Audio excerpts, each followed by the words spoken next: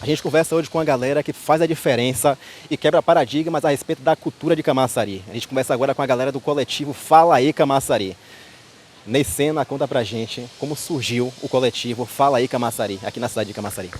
A gente começou primeiro com a ideia de tentar apresentar à sociedade outras formas do uso dos aparelhos públicos, né, coletivos. A gente tentou apresentar aqui através de algumas propostas, né, nos vídeos sempre super bem dinâmicos para falar sobre outras alternativas, né, de utilização dos espaços físicos das cidades disponíveis, né, públicos.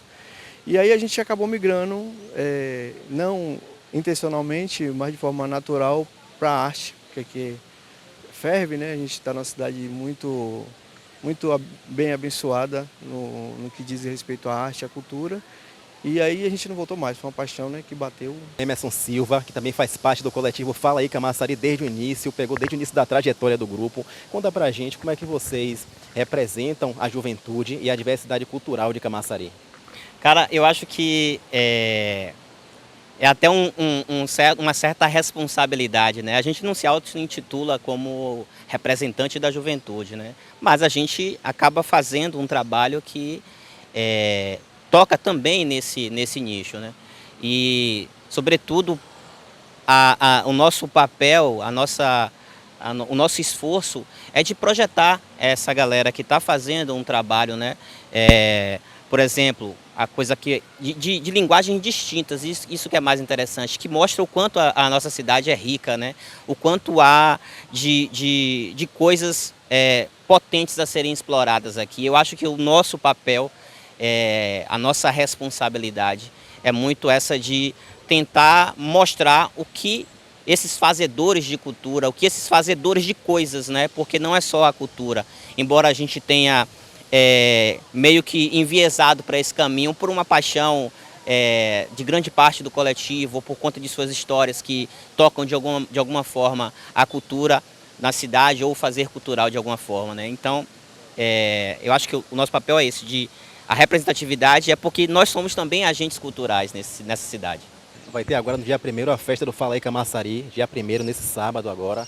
E qual foi o critério para escolher as pessoas que serão homenageadas nesse evento? E o que é que o povo de Camaçari pode esperar dessa festa no dia 1º?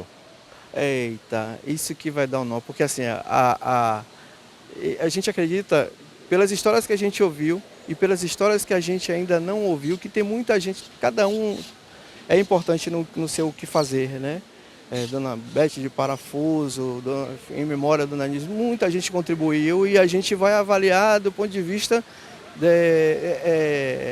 não da importância em si, porque todos eles são importantes, mas a gente vai avaliar e dar um prêmio de reconhecimento, não só pela relevância, mas pelo carinho com que a cidade se movimenta, tendo como princípio básico a movimentação livre. Por exemplo, se a gente pegar Samba Chula, Filhos de Oió, com governo, sem governo, com estrutura, sem estrutura, eles estão vivendo a arte dele, eles estão projetando no mundo as mensagens que vêm através do samba, que também é um recorte ancestral ali, é um negócio que nos chama muita atenção.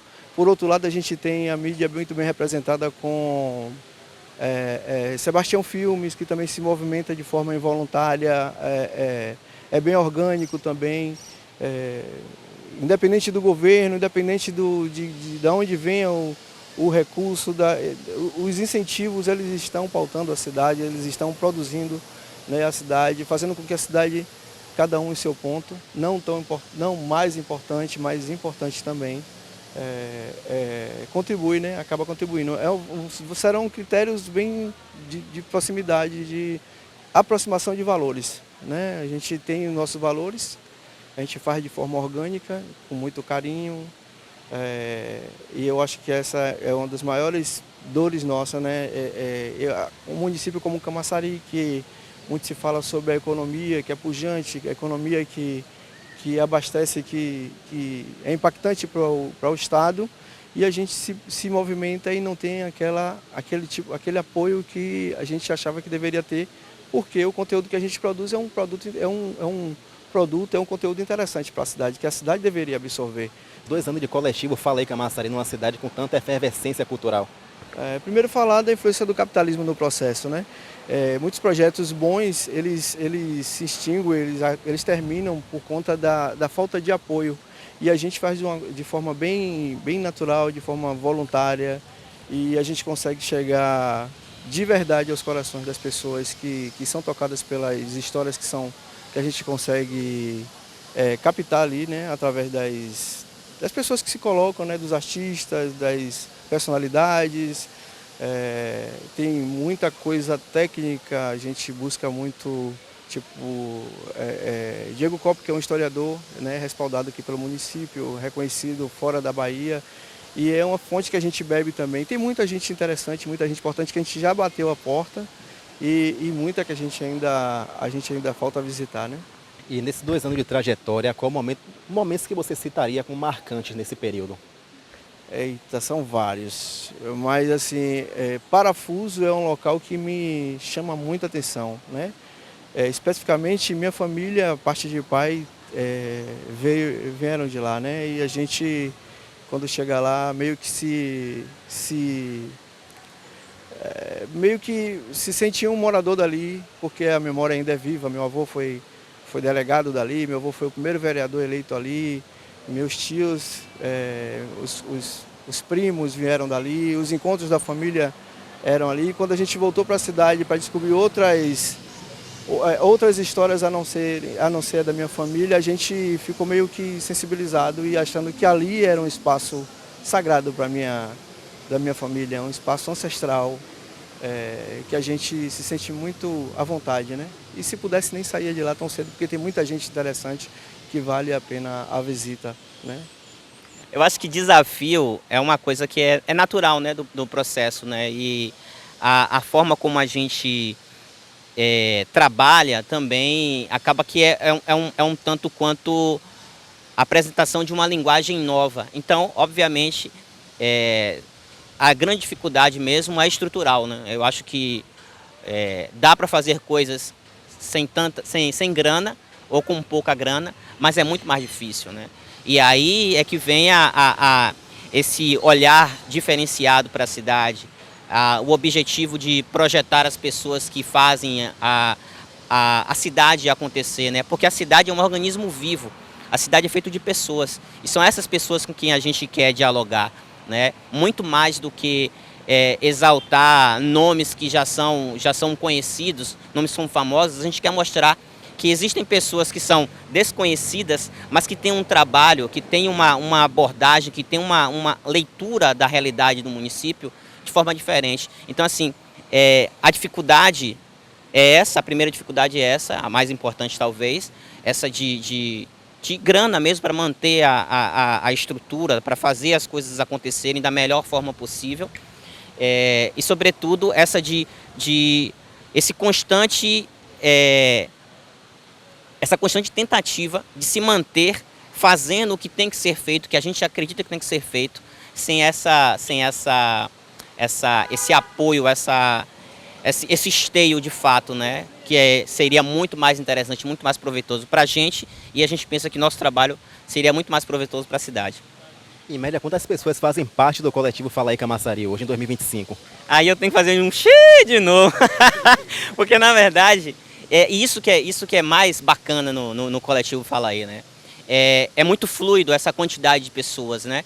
A gente tem uma abordagem que de fato, não classificar pessoas por cargos, mas sim pela capacidade que elas têm de construir coletivamente. Então, se você perguntar o número hoje, eu não sei lhe precisar.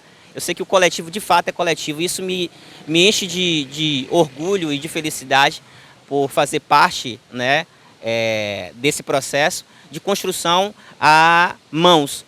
Não são só 2 mãos e uma cabeça e 2 mãos pensando. São várias mãos, várias cabeças. E talvez seja por isso que a gente tenha conseguido passar no nosso trabalho essa diversidade de gênero, de pensamento, de posicionamento, de olhar de fato para a cidade, mas todos, no final das contas, viram um uníssono e guiam para o mesmo lugar, que é o lugar de projetar a cidade de Camaçari.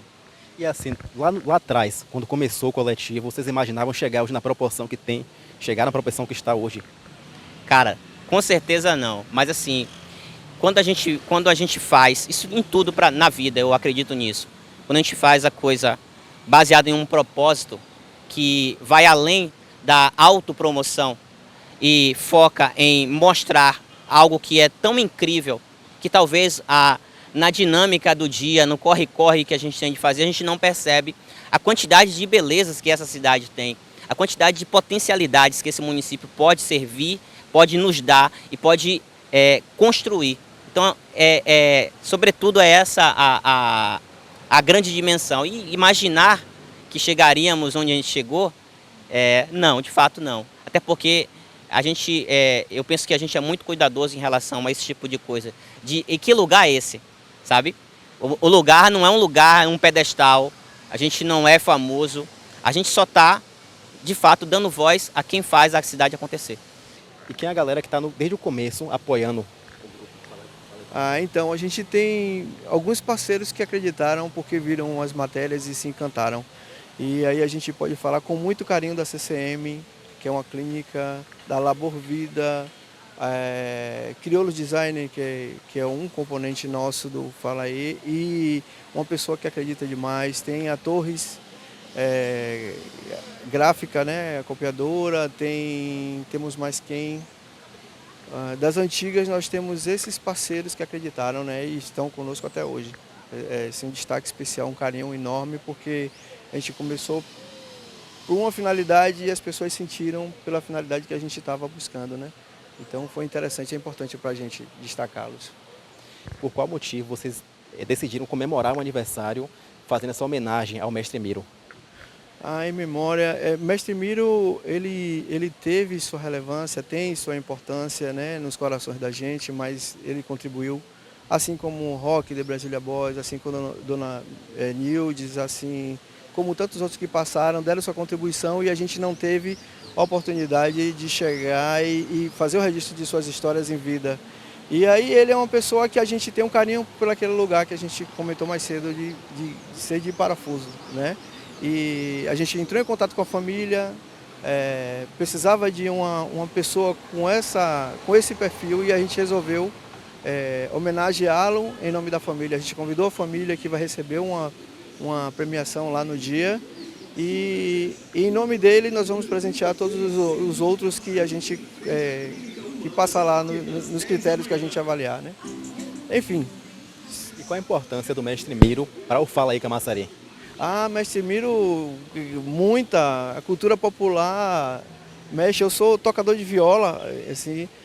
Um dia eu serei aluno de Mestre Plínio, quando ele me enxergar como uma figura que mereça o carinho. Mas eu toco, minha família é musical, e aí a gente, quando entrei em contato com a cultura dele, com o que ele fazia, né, e a importância dele no lugar, a gente se viu refletido, assim como Dona Nildes.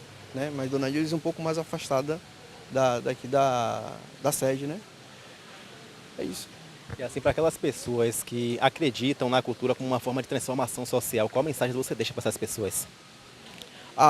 Continuem acreditando, porque, por exemplo, se o polo petroquímico de Camaçari um dia deixar de existir, qual é a economia que vai circular? Qual é a moeda que nós temos mais forte? O que é que a gente consumiria? Se o capitalismo deixasse de existir em sua raiz, em sua essência, de que forma a gente ia nutrir, né? Além da economia circular, a economia de agricultura familiar, o que é que a gente ia produzir? E eu acho que esse é um produto muito importante, muito forte, que acaba que nos desenha, né? Nos projeta enquanto coletivos, enquanto coletivo. Eu deixo a mensagem de que as pessoas deveriam passar a frequentar mais os espaços onde a cultura é incentivada, é impulsionada, né? Os teatros, as praças, onde a dança se faz viva, onde a poesia ela é ouvida, ela é sentida, nos slams, nos espaços.